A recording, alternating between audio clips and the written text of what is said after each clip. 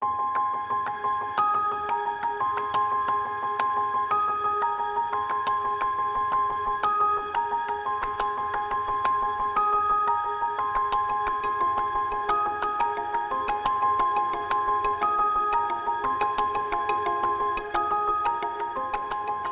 everybody, welcome. My name's Timothea Goddard and I'm a teacher of Mindfulness Based Stress Reduction, and also I'm the director of Openground. And at Openground we've decided to start offering these talks and led practice sessions each month, and a different teacher is going to take the lead and offer something of their interest and what they've been exploring in their retreats and their practice and their teaching. So I hope it's really rich for us all. So my topic is all parts are welcome, working with non-identification in meditation. And I think this is one of the richest aspects of practice actually, and it's not often taken up in the kind of mainstream mindfulness offerings where, you know, mindfulness can be offered as a kind of accessory to, you know, make sure that you're more beautiful, attractive, successful, productive. Which is really not the heart of it, as you know, I'm sure. So I want to offer two practices. One is a kind of basic practice exploring how our mindfulness practice can open up this sense of non-identification in working with the body, working with hedonic tone, working with mind states. And I also want to offer another practice from a body of work I've been studying over the last year or so called Internal Family Systems. It's a psychotherapy model. And this model dovetails beautifully with meditation practice, and it offers us a kind of more active way of grappling with and loosening up aspects of our experience that we can get very fixated on, very identified by, very defined by in a limiting kind of constricting way. And it offers a way of just loosening that up and us seeing a bit more clearly what's going on and what we might offer to these aspects of our experience that can feel really tight and rigid.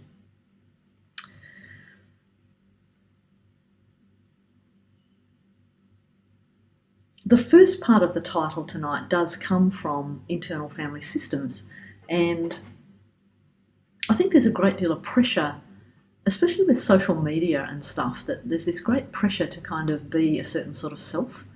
And I know the Buddha talked about this pressure to be a certain sort of self and not another kind of self. And there's great pressure to be seen as high achieving and intelligent and, you know, having enough money and emotionally intelligent and mindful now is another add-on that you now have to be. So, and I think it's easy then to experience a great deal of a hidden life, really, of shame about things that aren't like that. What about our contempt or our deep sadness or our loneliness, our isolation, and all the ways we might kind of try and subdue our experience through drugs and alcohol. Like there's a lot of experience going on that we maybe need to be able to know and care for and hold without kind of getting stuck in it. So this is our experiment tonight. And if anyone sat down for 10 minutes in mindfulness practice, you kind of do find out that you start raving mad. There's a lot going on in there that probably needs our attention. And yeah, so this is our state, that when we sit down to practice, I find there are many voices going on. I'm not just a unitary self that's going about making rational decisions. There's a lot of contradictions, there's a lot of paradoxes, there's a lot of struggle going on in the different parts. And Walt Whitman, I love this quote. He says, "Do I contradict myself? Very well, then I contradict myself. I am large. I contain multitudes." So I think this is a very generous and beautiful way of really reorienting, knowing that we are contradictory. We've got many aspects of ourselves, and, you know, we have this beautiful method and, you know, many methods to start investigating that and to open up more pockets of freedom in our life. So I want to spend a little bit of time just talking about what I mean by non-identification. And in one sense, we can see this as just ordinary psychological development. It's this capacity to be aware, to be self-reflexive, so to be able to notice what kind of states are coming up and to decenter from them, to kind of not be completely taken over by them, not be completely identified with them. It involves a kind of perspective taking, therefore. So it's an ordinary psychological capacity that humans develop over time. Babies don't so much have it, toddlers don't have it. We kind of develop it through our childhood and teen years, and I think the wisdom traditions really facilitate this growth of awareness and being able to reflect and not just collapse in on certain aspects of our experience, but really open up to the full picture. So over time, as our brain and body develop, we develop this capacity, hopefully, but we need there are some things we need to have in our lives in order for this to develop. We need enough safety, we need enough relationship and empathy and care for this to ordinarily develop. And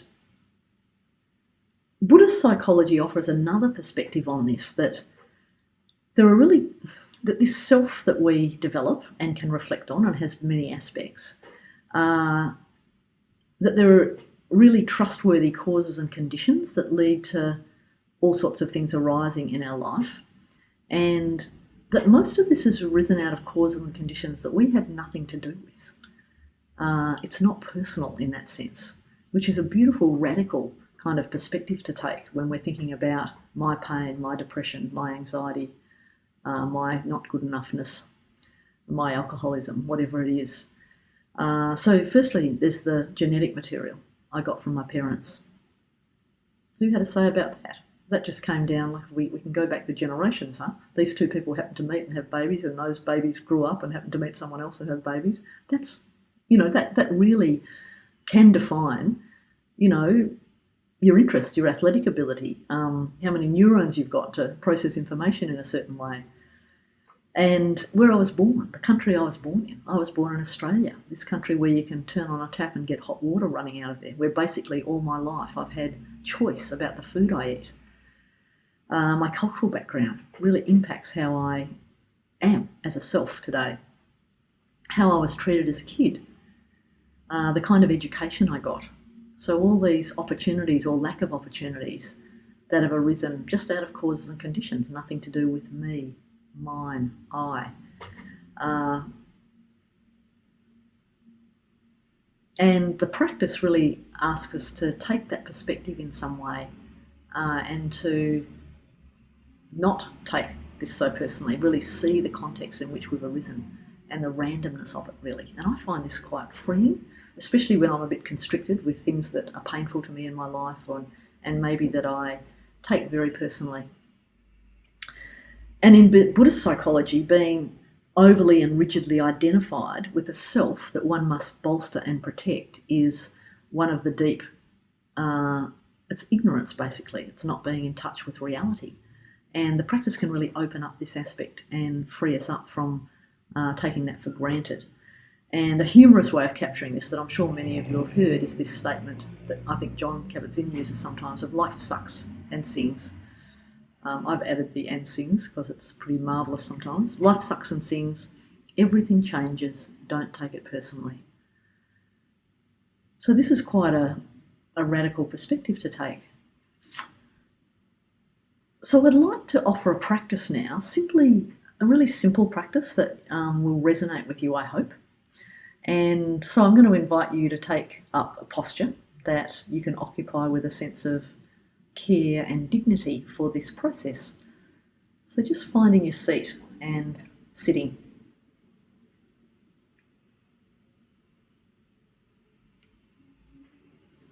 And you might want to keep your eyes open or closed.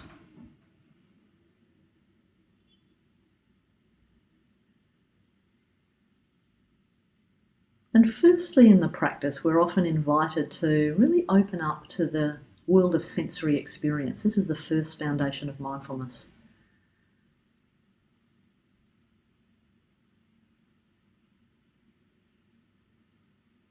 So feeling into the body at the moment, just what experiences are arising.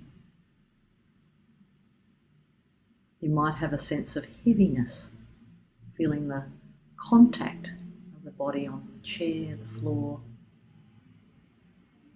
maybe contact with clothing.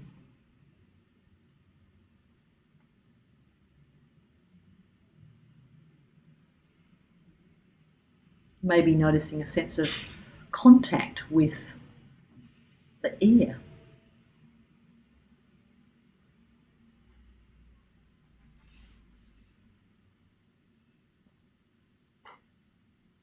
All sorts of experience in the body, when we attend to it, kind of spontaneously flood into our awareness. You might be noticing sensations of coolness or warmth. Aspects of your body that feel kind of dense or more spacious and open. You may be feeling some parts of the body feel like there's movement there to be known, a sense of tingling or pulsing or throbbing. You may be feeling the movement of the breath coming and going. There might be sensations of stillness, an experience of stillness.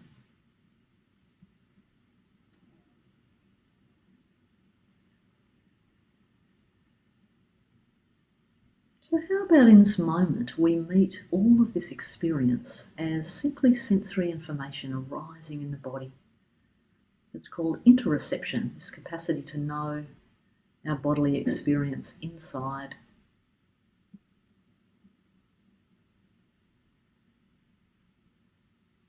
Opening to the possibility that there's nothing here that we need to control or own. As an I, a me, a my, we could just open to this bodyscape as if it's a landscape, to be felt and known, to be present with it even as it's shifting and changing. Just noticing that if there's subtle changes arising in this bodyscape as you pay attention in this way.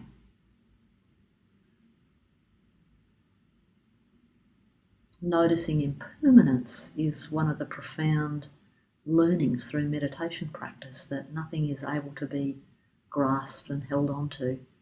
It's constantly shifting and changing. Holding your body, your body, in awareness right now as you meet that reality. Sensations bubbling up.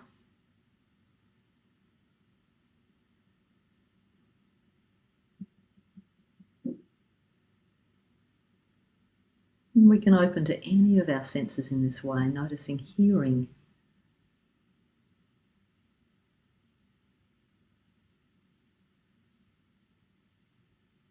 having a sense with the sounds that there's no rationale or need to own them or control them, make them happen or not happen.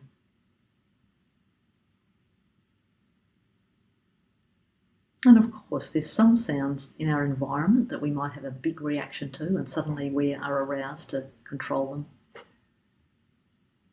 Some sounds like tinnitus created by our own body and brain. We might have a lot of aversion and reactivity to. Very difficult to just watch that come and go. But just playing around with the sensory experience of hearing right now. Allowing this experience of hearing to arise in all the myriad of ways that it arises, just being present in an environment. Letting go any need to control or wrangle, push away or hold on to anything. Recognising the constantly shifting soundscape.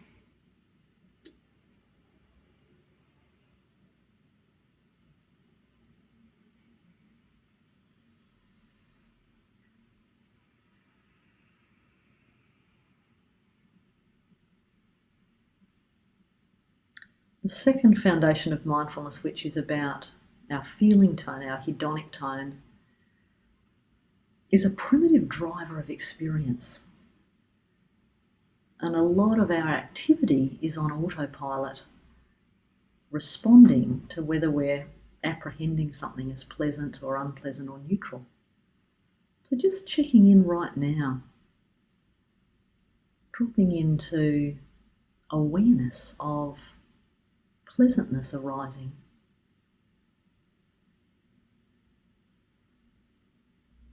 You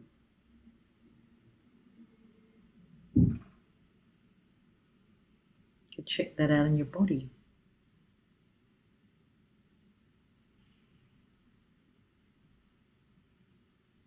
There might be pockets of experience arising that feel quite unpleasant in this moment.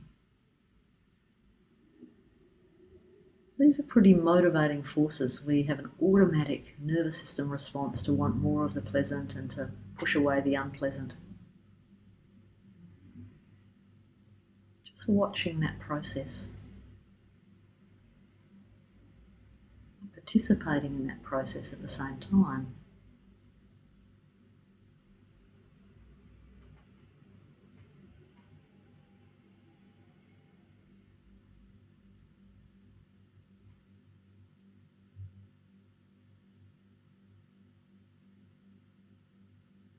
Holding these experiences that are constantly arising of something being pleasant or unpleasant. And the neutral we often don't even notice. The practice offers us this kind of container or playpen when we could simply hold this experience and also the impulses associated with it in awareness. If there's a pocket of unpleasantness arising, could I be present with that without necessarily having to own it as I or me or mine? Very radical, big question. What happens when we kind of soften around it? Really honour it and allow it space to shift and change just as it will.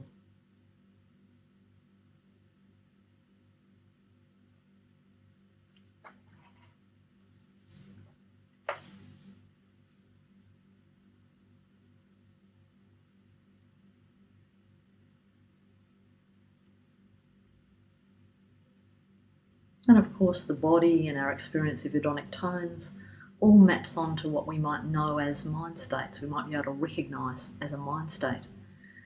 And I know in my youth, anxiety was a big force in my life, and I had a really nervous system and disposition, quite an hysterical disposition. And so learning how to actually sit with the kind of discomfort of that in my body and seeing the flow of that in states of mind that I used to get into, and really being able to be present to these over-reactive fear signals and not react to them is so powerful, so liberating. So take a moment. You might want to just open to whatever state you're in right now, mind state.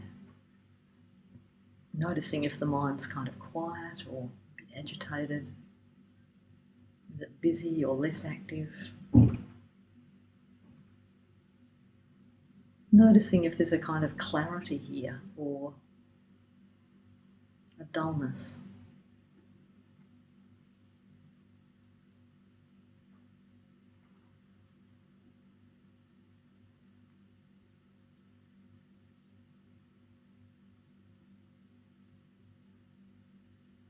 You might want to label the state. There might be irritation here,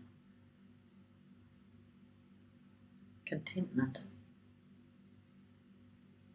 sadness, loneliness. What's it like to be present and know this mind state, which is very much a body state as well, of course? And allow it to be present in your heart, body, mind.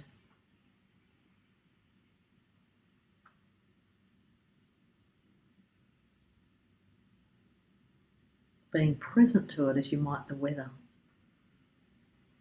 Again, tuning into this quality of impermanence of all experience. Impersonal, impermanent, passing through.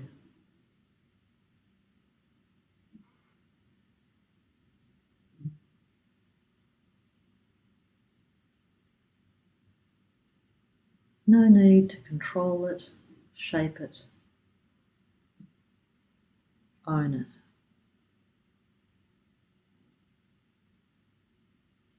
Being with this experience of arising and passing as best we can.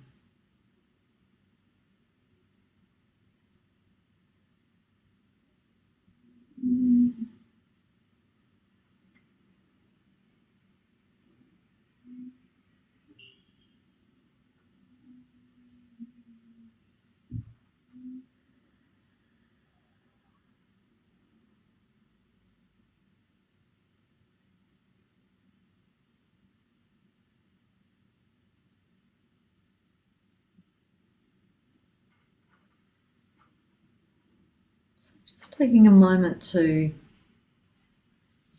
honour what just arose in you and passed.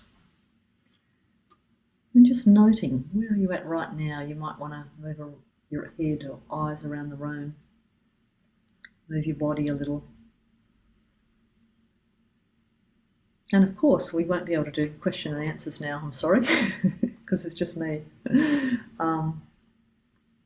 But I hope that offered some sense of how the practice actually offers many, many experiences depending on the perspective we take, the view we take to what we're experiencing, that we can really start in even really just ordinary practices, body scanning, awareness of breath, really watching this pleasantness and unpleasantness arise and pass, and get a little bit freer, holding all of this in awareness as it passes through.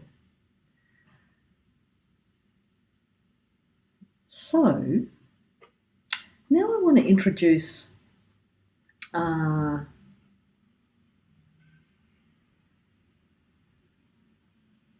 something from the internal family systems.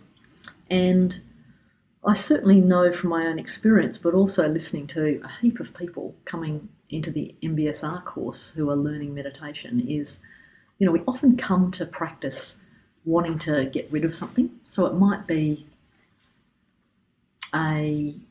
anxiety, depression, pain. The course was constructed to meet those needs of people, really wanting to grapple in a new way with things that were distressing them. It might be a sense of inadequacy at work, or not feeling like a good parent, or just a lingering kind of emptiness, dukkha. It's kind of what humans that have kind of enough satisfaction in their lives or contentment seemingly feel. So people come with a sense often of, I want to do something about this thing. I want less of it. And that's really legitimate. And certainly when we can first start practice, it can be very disheartening, is actually all you feel is that crappy thing that you wanted to get rid of. You've come because you feel like you're an anxious person, and you sit down to practice, and feeling into the body or the breath just actually feels like it makes you more anxious. Or you've come because you're flat, and when you start practicing, you feel that dullness, that flatness, that lack of energy in the body. So I'm just going to orient to my notes a little bit. And when we feel these things arising in practice, we can often feel like it's not working. And that's such a painful conclusion to come to, because it's kind of not true. And we probably just need a little bit more time, or just find our way, get familiar with this and start making a relationship with it. And the internal family systems work is brilliant for a sense of awareness, kind of making a relationship with these parts of ourselves that are in distress. So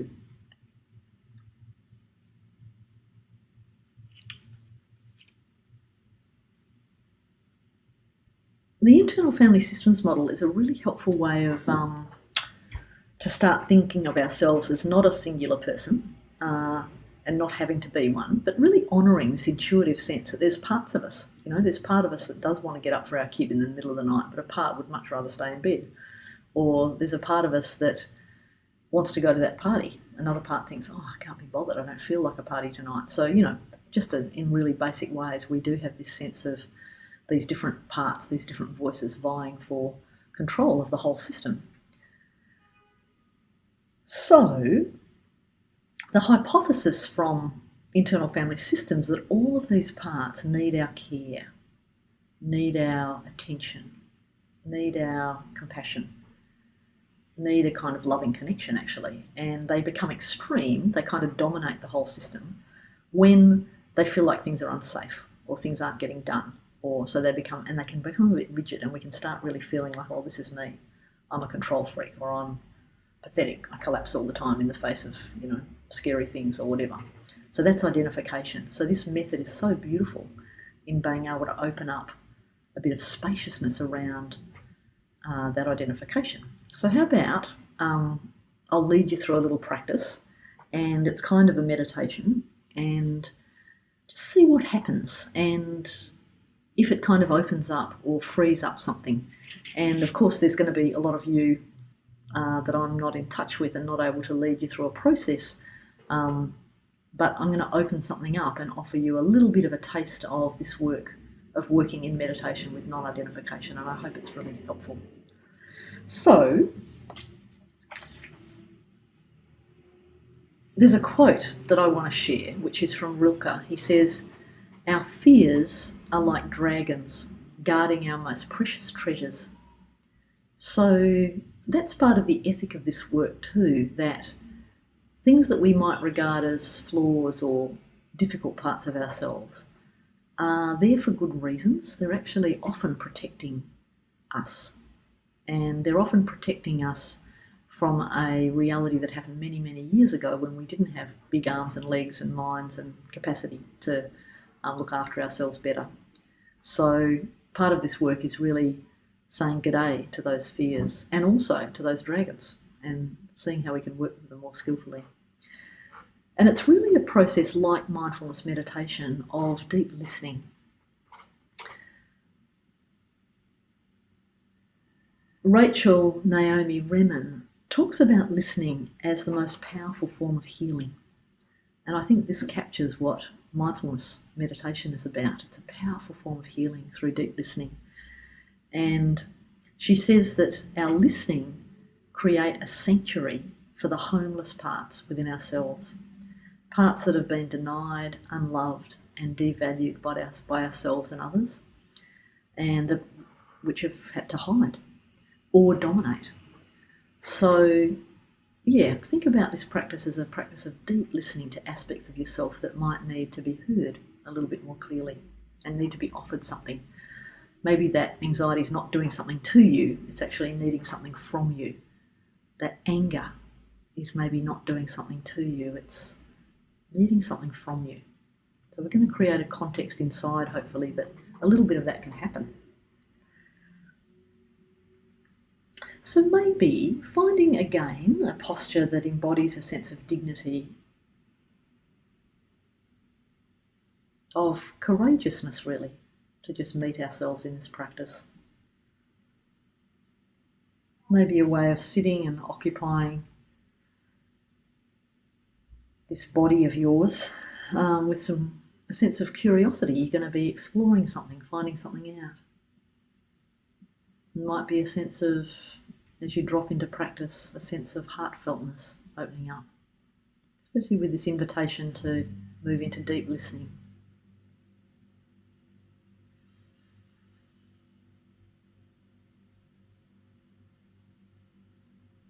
Just taking a moment more to make any small movements in your body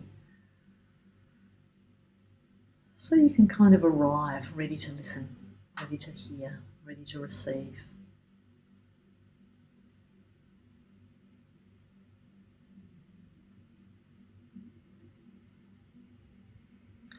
And if you're willing right now, bring to heart and mind a part of yourself that might regularly maybe arise in meditation or in life that you'd like to get to know a bit better, or maybe that irritates the hell out of you, or that you find a bit scary. So it could be, anything, any level of kind of difficulty, if you like, and you make that choice. Maybe a sense of grief or anxiety, an ongoing irritability that you get in certain contexts. And taking a moment to just let this part be present in you.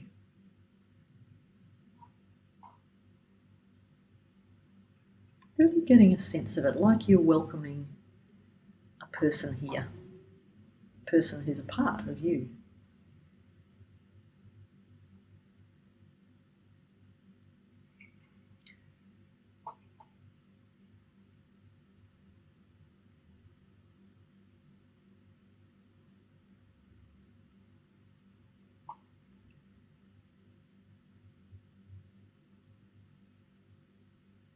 And asking this part right now to just give you a little bit of space. So you might even ask if you feel very identified with it, if you feel like this is really, this is me, I am a control freak, I am this anxiety. Just asking this part to step back and stop flooding you with its feelings.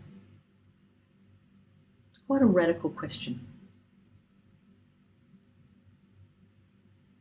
Asking this anxiety maybe, this irritation, this shame, to just step back and stop flooding you with its feelings.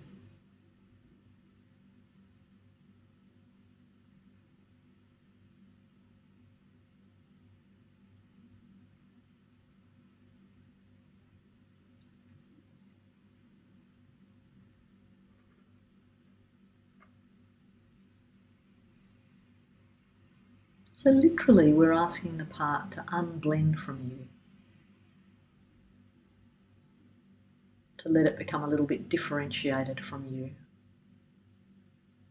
so we can see it more clearly, start to have a relationship with it, not just be flooded by it or dominated by it and identifying with it.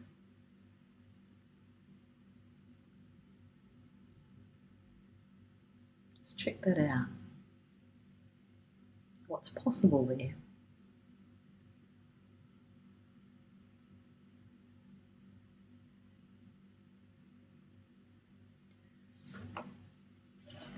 Let the part know that you're not dismissing it or abandoning it. You're not asking it to separate out to get rid of it. There's no getting rid of parts. They're here for the long haul. And we're here to help it. So just let it know that we're here actually, that you're here to help it in some way. Wanting to understand it, see it more clearly, see what it needs.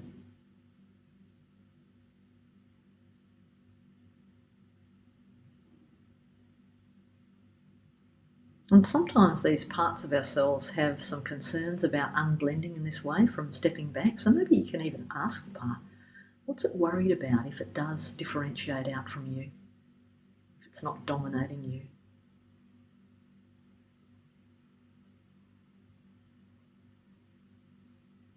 You might ask an anxious part, okay, if you stop flooding me all the time, the part might think, oh God, so some bad thing is going to happen unless you're full of fear all the time.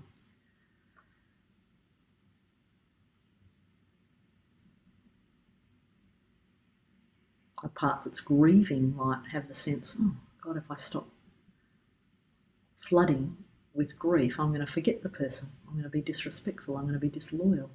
Parts have real intelligent answers to these things. So just taking some time to get a sense if your part's a bit unwilling to step back and disidentify with you. And just reassure the part that you have a sense of why it's here, that you're willing to see that it has positive intent for you.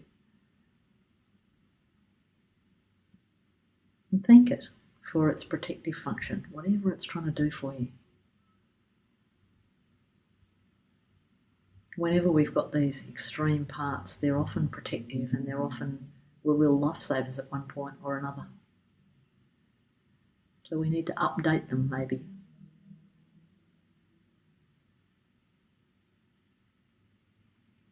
So again, just seeing if this part's willing and okay to step back, soften back and unblend from you. No rush. Taking your time.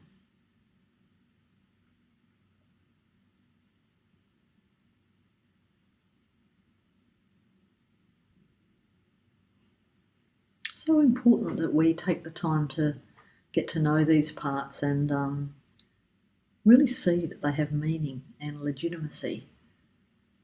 And when they're honoured in this way, it's so interesting. There's often a sense of the part can calm down and seem to take up less space and can kind of participate in a different way in your whole system. Just checking out that.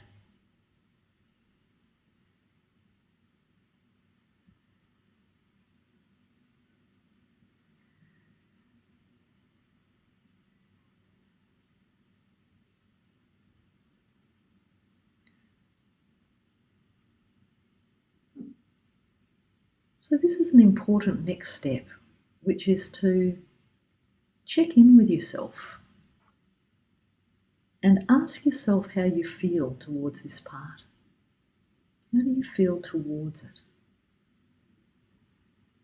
So that's not an intellectual question about what you think about it or where it's come from, but really see if you can drop in a heartfelt way as you connect with this part and really find out how you feel towards it.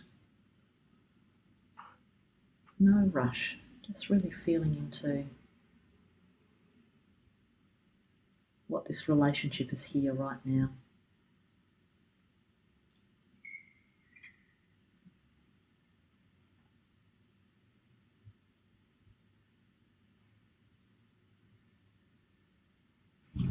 And sometimes when we ask this question, other parts can leap in. So say we are talking about an anxious part, another part might come in and say, well, I hate it. It wrecks things for me. I try and give a speech and I stutter. It's awful. I feel ashamed. So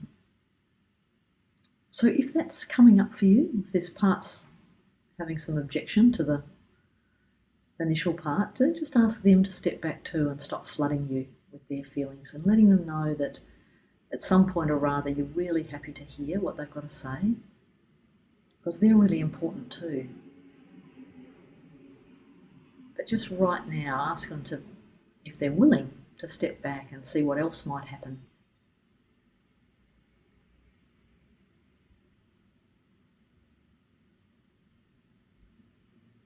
And again, if those parts are willing to step back, just connect again with this part you started with and just see if you can drop into your heart and access any sense of care or compassion for this part of you that's suffering. See if that can feel true for you.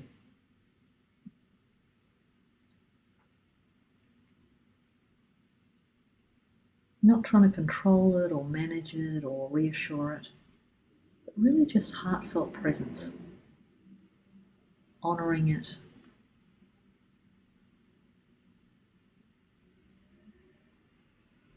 letting it know that you're really willing to hear its story.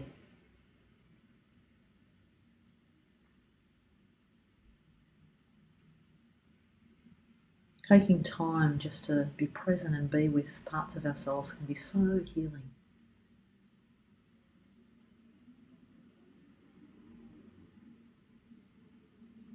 Not rushing in to do anything or fixing anything. Just offering this part your presence and your care. If that's what's true for you right now, of course.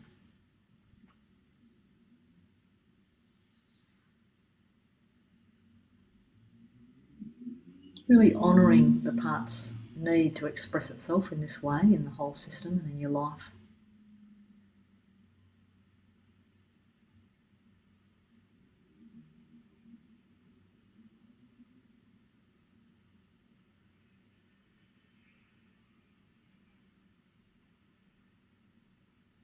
And if you have been able to extend this kind of recognition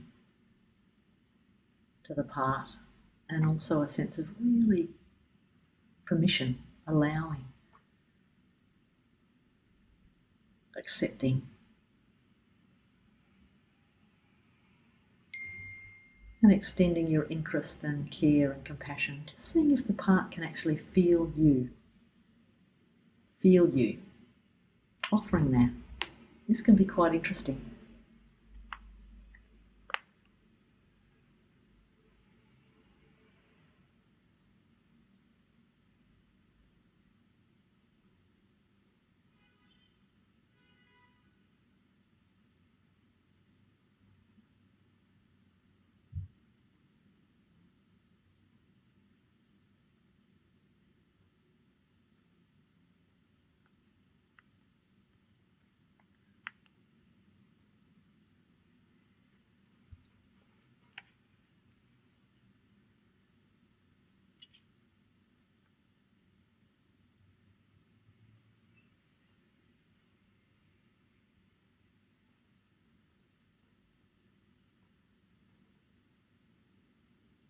Maybe it being able to open up to this part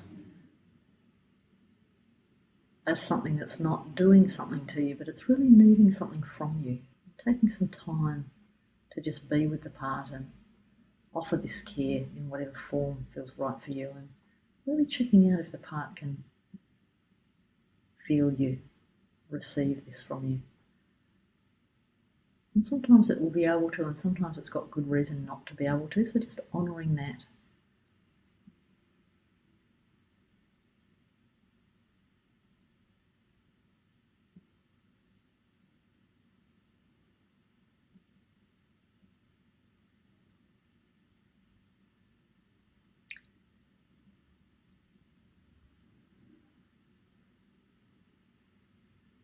And taking a moment to just acknowledge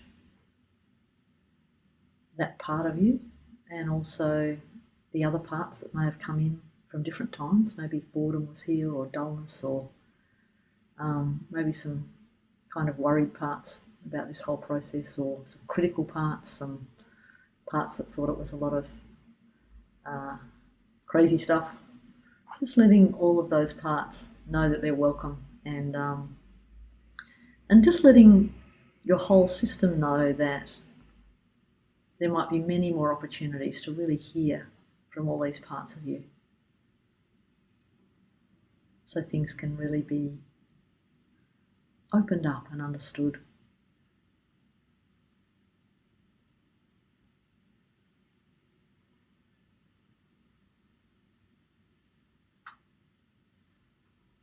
So maybe just taking a moment, seeing how that was for you. And I'd love to be able to ask you how it was. Maybe you can email me. And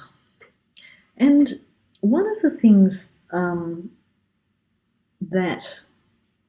is part of this way of thinking about process and awareness from internal family systems is that there's a kind of core of us in some way, and unfortunately for the Buddhist connection it's called the self with a capital S, but it's this quality of awareness that is spontaneously available to be caring, compassionate, spacious, courageous, curious. As soon as parts step back,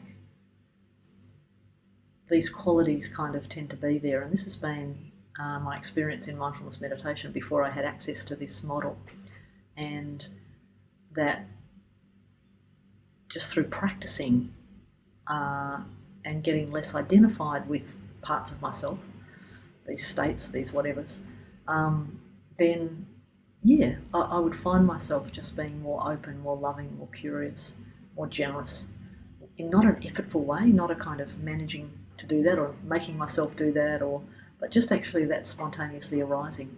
I think this is very optimistic kind of practice, and it's deep in the mindfulness work. But the internal family systems model, I feel, gives some clarity to that process and some efficacy, some real efficiency in being able to really meet these parts and negotiate with them, to have a bit more space and to be able to have a relationship with them so that intimacy can grow and parts can settle down and stop dominating the whole system with things that aren't so helpful maybe. So I really hope you've found that interesting, and I'd love to hear from you, any experiences you've had. We had some really lovely question and answer in the session on Sunday night, so I'm sorry that that's not available to you. But on we go. Many opportunities, I hope, to continue the conversation. I'll put some resources connected to this talk so that you can pursue this further if you'd be interested in working in your practice with this way of going around not identifying so strongly and not going into battle with stuff that we don't like.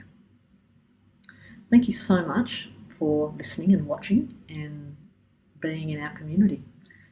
And I look forward to doing more of this with you. Thank you.